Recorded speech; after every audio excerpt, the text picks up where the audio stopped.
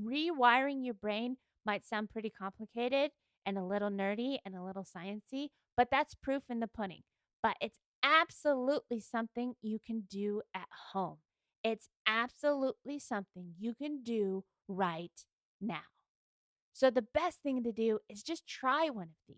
Try all of these. But the most important thing is to continue the practice of rewiring and remapping your brain. Remember, it's the small rung ladder, the small steps that will get us there. Today is a new day. I am Nikki G, your host. Welcome to the Lone Doctrine, a safe space to bridge the gap between your authentic self and your mental health. We are your food for thought exploration station in order to make today better than yesterday. Hello and welcome back. Boy, is the world just going a little crazy right now? Is your world going crazy right now? I feel like so much is happening in the world right now. I can barely comprehend everything all at once. I feel overwhelmed. I feel chaotic. I feel like not only is the outside world imploding, but my inside world is imploding. And now more than ever is the time to work on our mental health. This is why I emphasize so much the importance of mental health, because it's the difficult times that we need to be in a place to be able to get through, to not have these things kick us straight on our butt. And even if they do, even if we fall, we have the ability to get back up.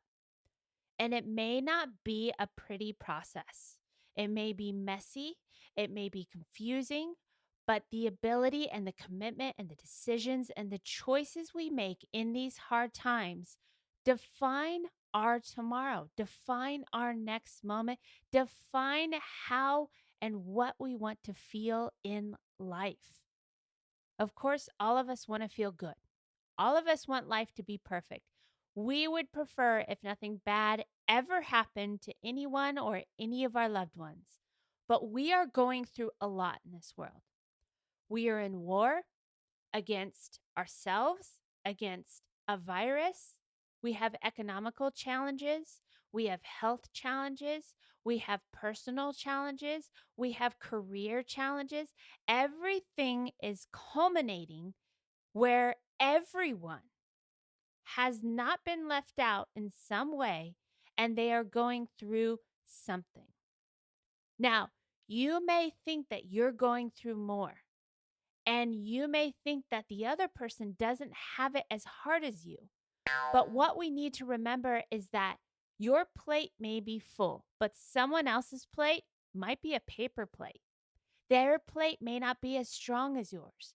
And the ability to build a stronger plate, this is a really weird metaphor. And if you're a dedicated listener, you know I come up with the weirdest metaphors. But the stronger we get our plate, the more ability we have to handle what is coming to us. When we feel that fullness, our plate is too full. If we have that foundation to hold all of those things, to get through all of those things, and to slowly alleviate that weight, that's when we get to that ultimate happiness and, more importantly, the peace of mind. We're grasping at so many things to find this euphoric feeling, to find this perfect feeling, to find this happy state, when we're not realizing that as humans, our experiences are about all of it. But it's in the contrast that we have the choice. It's in the contrast where we can choose to find the joy. It's in the contrast that teaches us how to find that joy. So last month, we were talking about action, and not the action you might be thinking of, but the action before the action. I very much encourage you to go back because these are really, really important steps to take, especially if you're just getting started in building up a daily practice of working on your mental health. These little steps are so important. I saw this really good meme the other day. I wish I could visually show you, but I'll try to explain it in words. There were two ladders, and one person on the ladder was really, really high up on the ladder, and the other person was still trying to get to the first rung of the ladder. Now, the difference is the ladder with the person who was way at the top, the rungs were closer together. And the person who was trying to just get to that first rung, it was too high for them to get to. And the next rung was even higher than that. That is a clear visual example that real change and real progression and true betterment comes in small steps. Small steps. You may think you need to take these huge leaps. You may be so critical to yourself that if you're not at your destination right away, if things aren't better, then you're not good enough, you're not doing it right, and it may never happen. And you couldn't be more incorrect. Real change, real betterment comes with small steps. It's about creating a different lifestyle. If you find yourself in constant chaos, if you find yourself going through a difficulty, it's those small steps that make the difference. And last month, we talked about those small steps before the steps you might even think of, before that to do list, before. So I'd love for you to go back because in creating a new lifestyle, not only do we have to look at those small steps, but we also have to realize that our brains are this miraculous muscle. We can actually remap our minds. I first came across this concept and the proof of it in college. So much of the neurons and so many of the pathways can change over our lifespan. So when we think, oh, I'm just destined for bad, or this is how I'll always be, and it will always be bad, again, you couldn't be more incorrect because you can actually remap your mind. When you're in a position of chronic stress or chronic pain, or just the repetition of being in an abusive situation, whether it be the environment or the person, you actually start to teach your brain that that's how life is supposed to be. And the more it happens and the more repetition and the longer you're in these negative and unhealthy ways, the more your mind just thinks, this is it. This is my life. This is how it's always going to be. But again, we can start making those small changes, not only to possibly change our environment, change our circumstance, but more importantly, to change our perspective. Because sometimes when things are so negative, sometimes when we continue to tell ourselves that negative story, we don't see the forest through the trees. We don't see the good that's right in front of us because we're so reactive instead of responsive. And what I mean by that is sometimes we just give in. Sometimes it is what it is. Sometimes it's easier to play the victim than to be someone who's seeking the solution. Sometimes it's really hard to be that person who seeks the solution, who sees the cup half full, who remains optimistic no matter what's happening around them. And again, it's not a pretty process. And it's not this aspect of your life that all of a sudden you're going to get to this place and you're going to be this happy go lucky, always thinking optimistic person. It's going to be that you're going to recognize these triggers. You're going to recognize when your brain goes back to those old unhealthy habits, and you're going to be able to flip the switch. And by flipping the switch and changing your perspective, you're going to be able to live a more productive, more constructive, happier, healthier, and more peaceful way of life. Ultimately, that's what we're all looking for. Define it as you will for your personal life, but that is what we're all looking for. Just peace of mind, some sort of harmony in our life. but challenges are inevitable. So, when we talk about remapping the mind, I'll try not to get too nerdy, but it's called plasticity. Basically, think of silly putty or Play Doh or something you can mold. You can start to mold and change the way your brain fires and change the pathways your brain is actually used to going. The pathways are unlimited. But you have to give your brain the practice in knowing how to engage in these new neurons, in these new pathways, a new and healthier way of thinking. So today, I'm going to share with you from healthline.com simple ways for you to just start practicing this remapping of the mind. Experts have yet to determine the limits of the brain's abilities. Some believe we may never fully understand them all, but evidence does support the existence of one of its most important processes, and that is neuroplasticity. Neuroplasticity refers to your brain's ability to restructure or rewire itself when it recognizes the need for adaptation. In other words, it can continue developing and changing throughout our entire life. For example, if brain trauma after a car accident affects your ability to speak, you haven't necessarily lost that ability permanently. Therapy and rehab can help your brain relearn this ability by repairing old pathways or creating new ones. Neuroplasticity also seems to have promise as a driver of potential treatment for certain mental health conditions.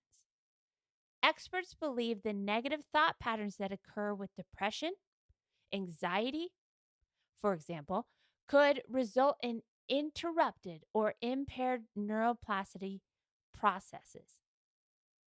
Exercises that promote positive neuroplasticity then may help rewrite these patterns and improve your well being. Rewiring your brain might sound pretty complicated and a little nerdy and a little sciencey, but that's proof in the pudding. But it's absolutely something you can do at home. It's absolutely something you can do right now. So the best thing to do is just try one of these. Try all of these. But the most important thing is to continue the practice of rewiring and remapping your brain. Remember, it's the small rung ladder, the small steps that will get us there. So let's try these. Number 1, play video games. Yep, you heard me right.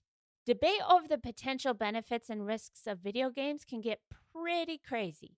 But if you enjoy gaming, there's good news. There are all kinds of games, even brain games, and a lot of them can have cognitive benefits. They can help your brain in a reasonable amount. You don't want to get sucked in too much and play video games all day, every day.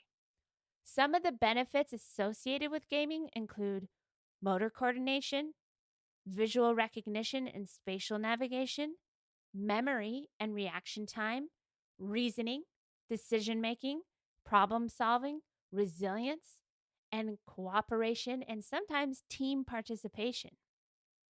In short, when you play video games, you teach your brain new skills. These effects improve your gameplay, certainly, but they also carry over to the rest of your life.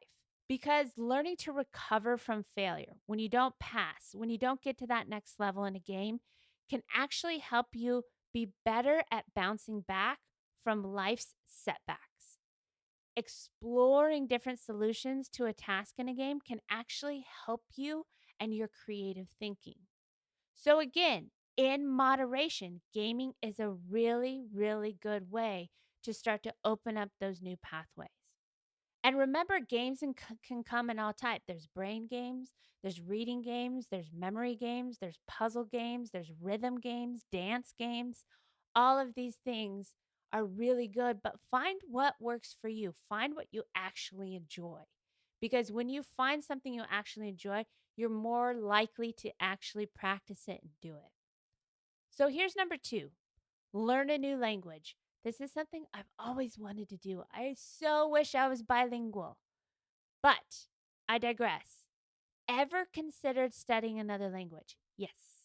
Maybe you thought a second or a third language might boost your career opportunities, or you just wanted to pick it up for fun. In either case, you'd be doing your brain a big favor. There's plenty of evidence, so much evidence, to suggest that acquiring a new language improves cognitive function. Not only does it improve your cognitive function, it improves the gray matter in your brain. Researchers looked at 10 exchange students who were native English speakers studying German in Switzerland. After 5 months of intensive language study, their proficiency in German had increased, and so had the density of gray matter in their brain. Gray matter houses so many important regions in your brain, including the things that are associated with language, attention, memory, emotions, and motor skills. I could go on. Increased gray matter density can improve your function in all of these areas, especially as you're getting older. It can also play a role in the white matter of your brain. This is all part of the plasticity. Learning a second language in adulthood can also strengthen white matter, which helps facilitate brain connectivity and communication between different brain regions, which is really important because, again, if you're in a situation that is unhealthy or abusive, or you experience chronic stress or chronic pain, you have wired your brain to think that way, and sometimes it gets stuck that way. So there are certain neurons and pathways and regions of your mind that aren't even firing. They're just taking a nap. They're taking a break. It's time to get them fired up. And when you increase your gray matter and your white matter, you have stronger problem solving skills. You start to be more of a creative thinker. Your vocabulary improves. You have better reading comprehension. And you have the more of the ability to multitask. This is a really, really good way to start to remap your mind. And number 3, which is my favorite because I am a musician and I am a composer, make some music. Music has so many brain benefits. I don't have enough time to list them all. It can, in a nutshell, improve your mood, your ability to learn and remember new information, and it helps you concentrate and focus and be creative. And it just fills you with this energy that is just unspoken. Have you ever just heard your favorite song and you just had to sing it, or you had to get up and dance, or it just touched you and it explained what you're feeling or explained what you're going through in life, and you just couldn't help but cry or scream or jump with joy? Music is so powerful, and I am a huge advocate of music in people's lives in whatever form, whether you make it or listen to it or create it or play an instrument, whatever it may be. When you combine music with some of the things we talked about, like the game playing, dancing, art, even, or even exercise, it actually helps promote more neuroplasticity. It can improve movement and coordination that may help and strengthen memory abilities, but it doesn't just help prevent additional cognitive decline, it can also help relieve emotional distress and improve your quality of life. According to a 2015 review, musical training also has benefits as a neuroplasticity exercise.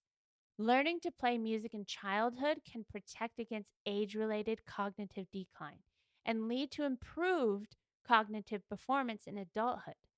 For one, research also suggests musicians have better audio and visual perception, greater focus and attention, better memory, and better motor coordination.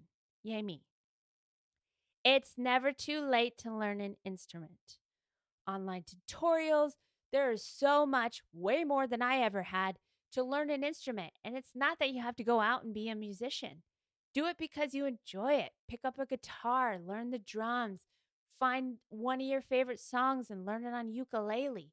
There's so many options. And even if you don't want to learn an instrument, that's okay. Even just listening to music more regularly can actually help increase the brain neuroplasticity. So turn on your favorite playlist, make a brain playlist, and say, hey, this is good for my brain. Play it with that intention. So many experts back in the day previously believed that after a given point in life, your brain could no longer change or develop further. Now we know this isn't true. With a bit of time and patience, you can rewire your brain, which may help with certain mental health symptoms and protect you against cognitive decline. So, out of the few we listed today, I just want you to try one of them. Think about it. See how you feel when you do it and start practicing it. Start taking that action and working on building this daily regimen that just makes you feel good, that you know that you'll want to do every day because without it, you just feel off. Without it, something doesn't feel right. Without it, you're stuck in this negative merry-go-round. It's time to step off that merry-go-round and make life awesome. So, can I ask a quick favor? If you are listening to this right now, can you go to Apple Podcasts and leave us a review? We're really trying to see who's out there, who's listening, and we want to hear from you. How can we help? What do you want to hear more of? What can we do more for you? And when you leave a review, it actually helps people find us. Also, join us on most social media platforms: Facebook, Twitter, Instagram, even TikTok. All of these places are great places to get that constant feel good feeling and that food for thought to keep moving forward. The Lone Doctrine is a listener supported podcast. We need your help keeping us on air. We would love to have your support. You can join us at patreon.com/Lone Doctrine, patreon.com/Lone Doctrine, or click the link in the description and join us in making today better than yesterday. All our Patreons are greatly appreciated. It helps us keep coming back, and we hope to keep coming back more and more and more. So any and all support is greatly, greatly, greatly appreciated. Thank you. Thank you so much. Get out there this week, make today better than yesterday, and keep fighting the good fight.